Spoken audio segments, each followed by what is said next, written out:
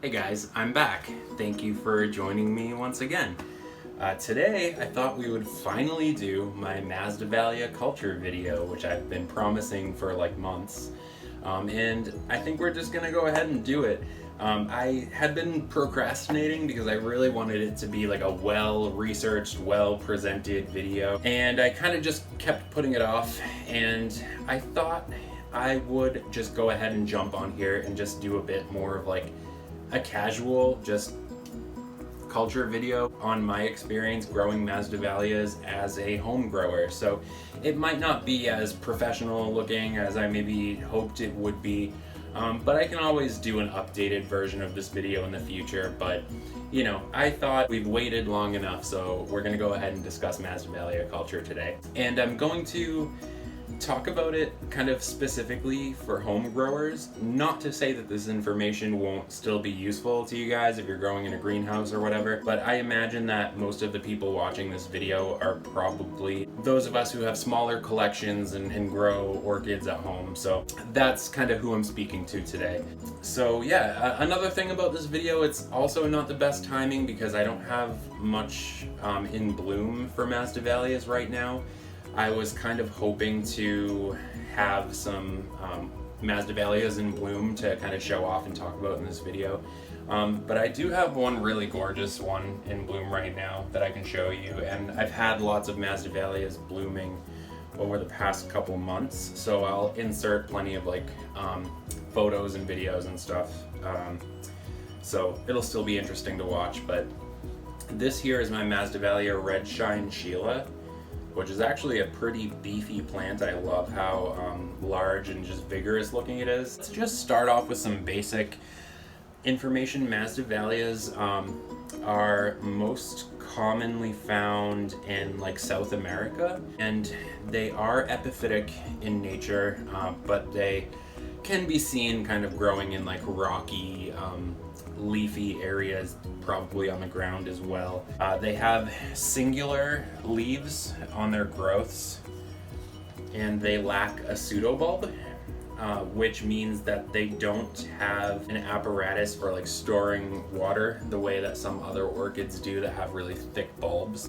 And Masdevallias are, of course, orchids. They're part of the subtribe Pleurothalidae, which also includes Draculas, and a lot of this information applies to Draculas as well. They are known to grow at high altitudes. You always hear about Masdevallias growing in these misty cloud forests where they have the high humidity and lower temperatures. Because they're at higher altitudes, it tends to be cooler, but also very humid because they have the moisture in the air kind of condensing due to the lower temperature, which creates that humidity. Masdevallias also lack like a pseudobulb structure that many other orchids have. You can see these growths have a single leaf, and they don't have any kind of like bulbous structure to store water, and that's why they need that high humidity and that damp environment, because they don't store water. So when they dry out, they don't have the means necessary to really sustain themselves throughout that dry period. That's why it's very important to keep them moist. But we'll talk more about that. I'm getting a little bit ahead of myself, but that's just some basic information about Masdevallias. Let me talk about potting media first.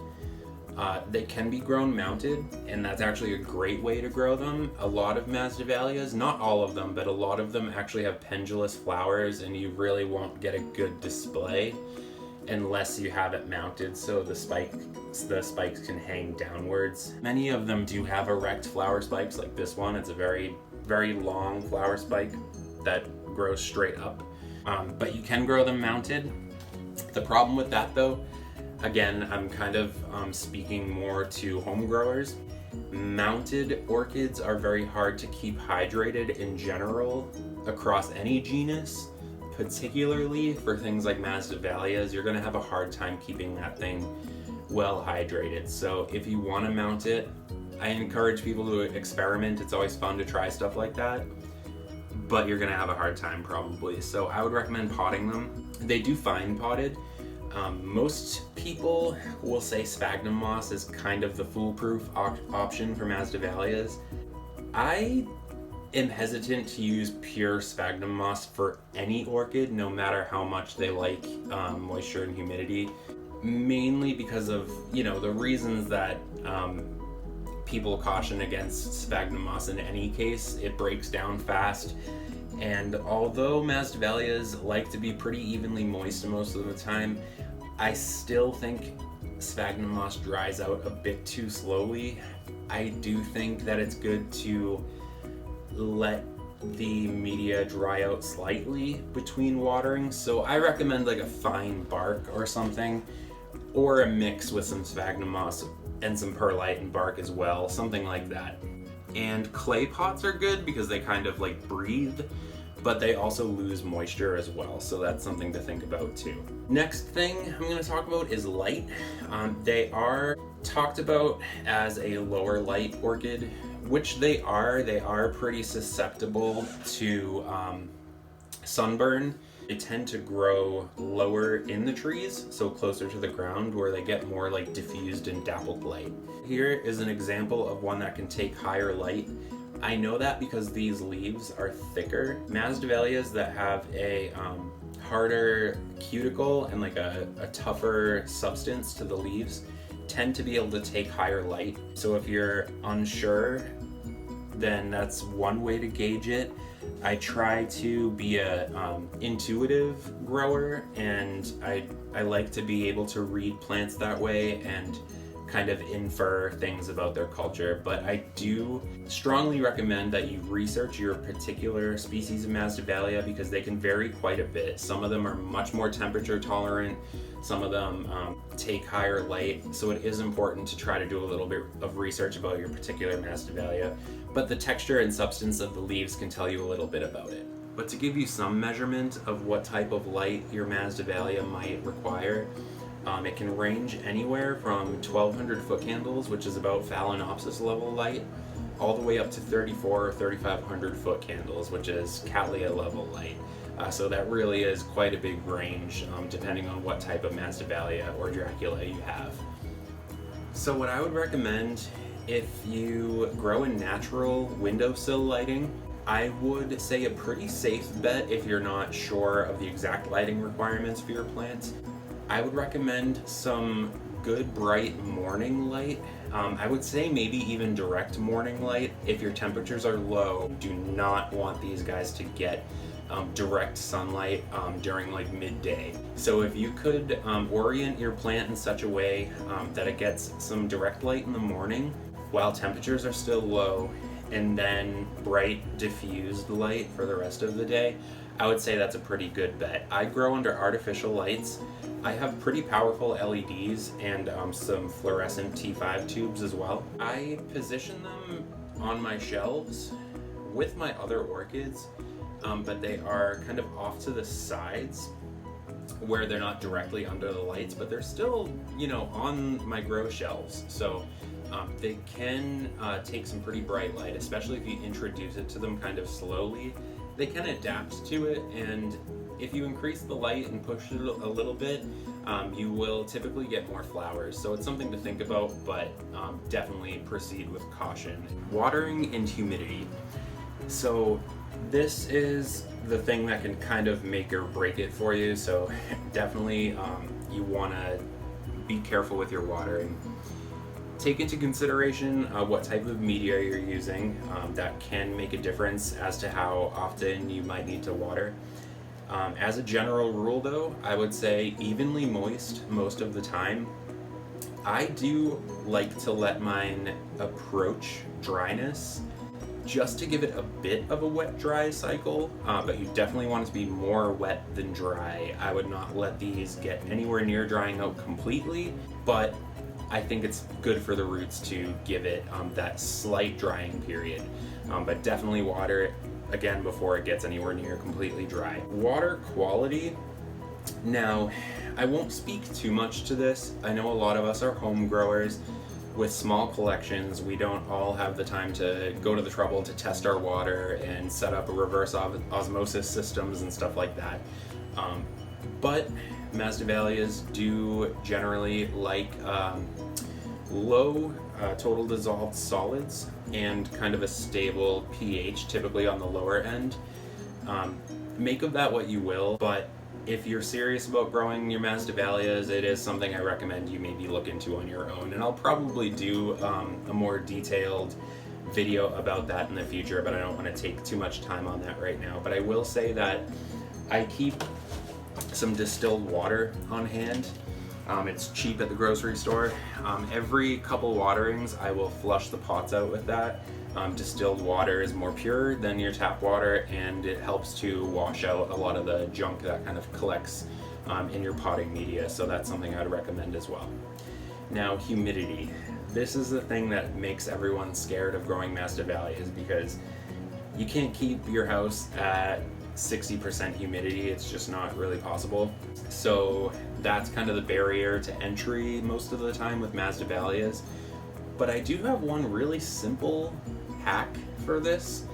Now, hear me out, but it's made a huge difference with me and my Masdevallias. So do not water from the bottom. Shower the entire plant. Take it to your sink, whether you have a spray bottle or an attachment on your sink or whatever, and just shower the whole plant and get every square inch of it wet. You might be thinking, that's different than ambient humidity, which it is, and I don't want to try to sell that to you as a substitute for humidity, but we're home growers and we're working with what we got. So what that does is it keeps the surface of the leaves wet, at least for a period. Now, a key to this is you don't want it to stay wet. I recommend having a fan going near your plants. And that serves two purposes. Getting the plant wet kind of does what humidity does. It gives sort of like a lubrication to the leaves. As the leaves and various structures on the plant are growing, they kind of have to glide past each other. I think of it kind of like oil in a car engine. You don't want the gears to grind. You'll get wrinkly leaves and stuff like that. You want the parts of the leaves to be able to slide past each other and grow. Otherwise you get flower spikes getting stuck and things like that. So getting it wet gives it a period of time where those structures are wet and lubricated. But you also don't want it to stay wet. You want it to have a bit of a drying period, and then you shower it again the following day or whatever. So the other purpose that serves is through evaporation. The water evaporating off of the leaves also cools down the plant. Masdevallias do not like very high temperatures. Masdevallias like it pretty cool in general. I would say most of them don't like getting much higher than 75 or 80 degrees. Some of them are more temperature tolerant than others, but they like it on the cooler end. So the combination of the fan with the wet leaves gives you some cooling, and it also ensures that the water isn't stagnating in the plant. The fan is going to help to dry it off in between those showerings, but I recommend giving it a shower. That's going to help you with that humidity problem that most of us face as home growers. Another quick note on watering. I recommend keeping a cup or saucer underneath your pot. What that does is gives you a little bit of leeway. If you have a couple busy days ahead of you and you might not be watering your orchids, keep a ½ inch of water in the bottom. That way it's just going to keep it hydrated for that extra day or two if you miss a watering. So that's a huge help. Last thing I'm going to talk about is fertilizing. This is kind of like a hot topic with Masdevallias. As I mentioned, they're kind of sensitive to water quality and stuff like that. So they're sensitive to fertilizers. I will say that I think they can take more fertilizer than most people would recommend. Now, be careful with that, because it is a possibility that you could burn the roots. They don't like salt buildup. They don't like that kind of hard water, as I mentioned. So be careful with that. But I do fertilize mine pretty regularly, and I think they need it, and I think they do benefit from it. I would say definitely use the weekly method of fertilizing every time, but with a very low amount of fertilizer. I would also say organic fertilizers are good. They tend to have less kind of harsh ingredients. So organic fertilizers or liquid fertilizers tend to be good options because I think they're just generally not as harsh on orchids. So Masdevallias that tend to be a bit more sensitive, I think that would be a good option. I think that's it, guys. Did I forget anything? If I do think of anything, I will definitely be making a follow-up to this video either way. As I mentioned earlier, I did kind of want to do something a bit more extensive in the future, going into a bit more detail, but I hope that's a good start for you guys. I was hoping to give you guys some more like practical information.